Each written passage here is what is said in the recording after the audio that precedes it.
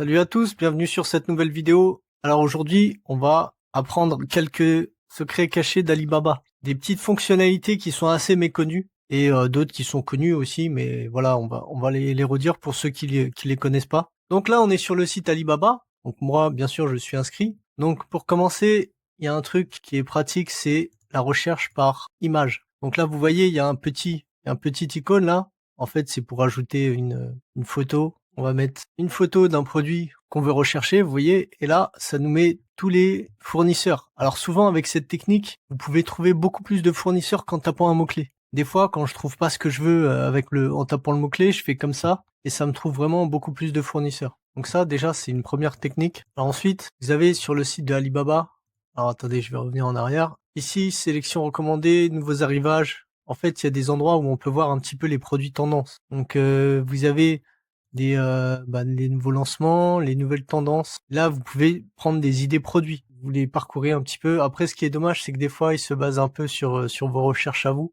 Donc, à la limite, il faut le faire sur une navigation privée. Vous venez là, vous regardez les tendances, qu'est-ce qui se vend le mieux, etc.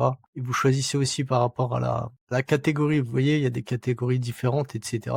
Et vous voyez des potentiels produits. Ensuite, de quoi je voulais vous parler? Alors, il y a des nouvelles fonctionnalités sur Alibaba. Par exemple, tout ce qui est la logistique. Logistique, il y a un nouveau système carrément pour trouver des transitaires. Ça se passe ici là sur logistique Alibaba. Et pour l'instant, j'ai pas encore utilisé, mais j'ai l'impression qu'ils essayent de simplifier les choses pour commander un transitaire. Je saurais pas vous dire si les prix sont intéressants ou pas. En tout cas, ils ont aussi des systèmes. Avant, par exemple, il y avait des systèmes pour chaque acheteur, on avait un espèce de degré, un niveau.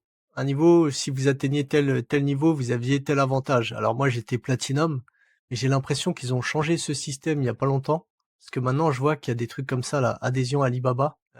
Donc, si on revient sur la page principale, on voit, ça se passe tout en bas. Ici, adhésion Alibaba. Vous voyez, là, c'est le truc logistique. Là, c'est adhésion Alibaba. Et vous voyez que il y a des potentielles réductions, il y a des prix, protection de la commande 60 jours, vous voyez, mais par contre, il faut payer. Donc, je pense que il me semble que c'est annuel, le paiement. En tout cas, moi, je suis déjà en Enterprise, déjà là. Peut-être qu'ils ont basculé automatiquement tous ceux qui étaient en Platinum, ils l'ont mis à ça, je pense. Parce que moi, je vois que je le suis, vous voyez. Et il y a un autre truc, ça, j'ai pas encore compris, c'est quoi la nuance? C'est le truc business. Donc, je l'avais ici, voilà. Non, voilà, c'est ça. Amazon, Alibaba Business Plus. Ça, j'ai l'impression, je sais pas c'est quoi, mais c'est aussi il faut payer 200 $ par an. Et j'ai l'impression que c'est un truc de logistique aussi. Donc, là, je vous fais pas la présentation complète parce que je l'ai pas testé moi-même. Et voilà, c'était juste pour vous dire que ça existe. Donc, si vous voulez regarder, faire éventuellement des économies en transport, ça peut être une solution. Ensuite, ce que je voulais vous montrer, c'est quand on fait une recherche produit. Donc là, tout à l'heure, j'avais cherché ça. Voilà, hop, ce produit-là. Donc, ce qu'on peut faire, c'est que déjà, on peut changer ici, là. On peut mettre soit en liste, soit comme c'était avant là. Donc là, on peut choisir des filtres, par exemple trade assurance, vérifier supplier, fournisseur vérifié, les avis sur la boutique. On peut mettre, vous voyez, le MOQ. On peut changer plein de filtres. Et là, ce qu'on peut faire, c'est qu'on peut comparer aussi. J'appuie là, comparer. On peut en prendre plusieurs. Voilà, ceux-là, je les ai déjà mis. Vous voyez, vous pouvez comparer et après compare. Et là, ça vous met une page et ça vous compare tous les fournisseurs. Donc malheureusement, les prix, souvent, ils sont pas exacts, parce que les fournisseurs mettent des prix d'appel comme ça, mais après, une fois que vous leur parlez, c'est pas pareil. Mais là, vous voyez tous les badges qu'ils ont, vous voyez les ventes annuelles, vous voyez certains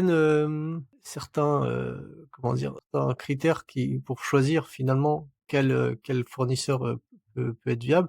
Et aussi, surtout, vous pouvez faire une demande ici, là, contacter le fournisseur, une demande de devis groupé, en fait. Donc là, vous remplissez ça, tac, tac, rapidement, vous mettez le nombre de pièces. Là, vous pouvez baisser, hein. Enfin, après, ils ont des MOQ, hein. Des fois, c'est le MOQ, vous le voyez. Alors, MOQ, là, c'est 5000, donc lui, on peut le virer à la limite parce que c'est beaucoup trop, 5000. Et ensuite, ici, on met nos exigences. Et après ça envoie un RFQ. Le RFQ, en fait, après, il y a d'autres moyens de le demander, hein. On peut aller directement demander un RFQ. Je sais même plus où ça se passe, mais comment je faisais d'habitude, je me rappelle plus, mais crois que c'est là, voilà, gérer les RFQ. Et ici, poster un RFQ.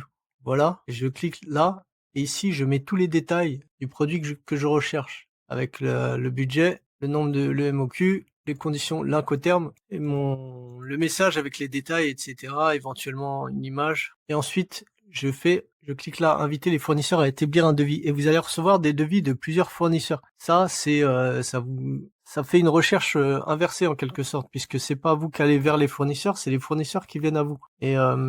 Et ça, c'est plutôt pas mal des fois quand on a du mal à trouver un bon fournisseur. Ici, on fait comme ça et on demande exactement ce qu'on veut, et puis c'est les fournisseurs qui viennent faire des propositions. Ça, c'est pas mal. Donc ensuite, ce que je voulais vous montrer, c'est par rapport à la messagerie aussi. Quand on parle à des fournisseurs sur Alibaba, ici, donc vous avez la fenêtre de chat, vous avez la possibilité de traduire. Ici, vous pouvez traduire du chinois au français, de l'anglais au français, etc. Donc sans avoir à utiliser DeepL. Vous avez, bien sûr, il y a toutes sortes d'options ici pour envoyer des fichiers, des images, etc. Ça, c'est classique. Vous pouvez cliquer sur la personne ici pour voir son entreprise. Le profil, là, vous voyez, ici, il y a son entreprise qui apparaît. Souvent, les entreprises chinoises, il y a le nom de la ville, après le nom de la société, et la dénomination enfin non, le statut commercial, quoi, le statut juridique. Il me semble que c'est comme ça. Voilà, donc souvent c'est la ville. Des fois il y a écrit aussi leur niche. Par exemple, si c'est du textile, si c'est une trading company aussi, ils vont l'écrire. S'ils font de l'acier, ils vont l'écrire, vous voyez. Il y a aussi la possibilité de rechercher ici, là. Vous cliquez là, ça recherche les anciens messages. Donc vous tapez un mot-clé et vous allez retrouver un de vos messages, un de vos anciens messages. Mais les messages qu'ils gardent, ils les gardent que pendant 2 ans maximum, il me semble. Après, ils sont effacés. Et voilà. Ensuite, là, vous avez toute votre liste donc des fournisseurs à qui vous avez parlé sur la gauche. Et il y a plusieurs possibilités. Déjà, vous pouvez ici, vous voyez, il y a 3 petits points qui apparaissent. Donc, si vous cliquez dessus, vous pouvez soit les attacher en haut. Donc, ça fait un petit triangle comme ça. Et en gros, les fournisseurs, ils vont apparaître tout en haut. Comme ça, vous allez les trouver facilement. Et voilà, il y a aussi la possibilité, bien sûr, d'archiver, de supprimer une discussion. Quand vous avez trop de fournisseurs à qui vous avez parlé, vous pouvez supprimer des discussions pour mieux vous organiser. Et il y a aussi les systèmes d'étiquettes. Vous voyez là, j'ai plusieurs étiquettes. En gros, ça se passe ici, là, vous cliquez là, et vous pouvez cliquer sur ici là, et créer une nouvelle étiquette. Ça fait une étiquette et vous les rangez par comment dire, par catégorie, quoi. Si vous avez des transitaires, des usines de packaging, vous voyez, moi j'en ai quelques-unes là, j'ai des freight forwarders, j'ai des packaging. Donc si je clique là sur packaging, vous voyez, après je fais afficher le résultat et là il y a que les usines de packaging qui apparaissent. Donc ça c'est pratique pour bien ranger son espace Alibaba. Vous voyez, après je fais réinitialiser les filtres et ça me remet tout. Là, vous avez les commandes, hein, toutes vos commandes. Pour voir, notamment, souvent ils mettent le numéro de suivi directement sur la commande en général. Là, c'est les transactions. Vous pouvez voir notamment les transactions. Je vais pas aller dessus parce que peut-être que on va voir des informations bancaires, les miennes ou celles de les noms de mes fournisseurs. J'ai pas trop envie qu'on les voit. Parce que là, déjà, je vais essayer de cacher ce que j'ai montré. Mais là, vous pouvez voir tous les virements bancaires qui sont en cours. Est-ce que ils ont été acceptés, pas acceptés? C'est là que vous voyez le statut des commandes. Voilà. Qu'est-ce que je voulais vous montrer d'autre à part ça? Je crois que c'est à peu près tout, hein. Je crois que c'est déjà pas mal. C'est déjà pas mal. Voilà. Donc en fait, il y a plein de secrets donc sur Alibaba, hein. Il suffit de fouiller un petit peu, d'être un petit peu curieux. Vous regardez toutes les fonctionnalités qu'ils vous offrent et vous allez avoir des choses qui peuvent être utiles, hein, tout ça. Si vous en avez un peu marre de Alibaba, vous avez aussi d'autres sites dans lesquels vous pouvez sourcer vos produits, notamment des sites en Inde si vous voulez vous démarquer un petit peu de ce qui se fait habituellement.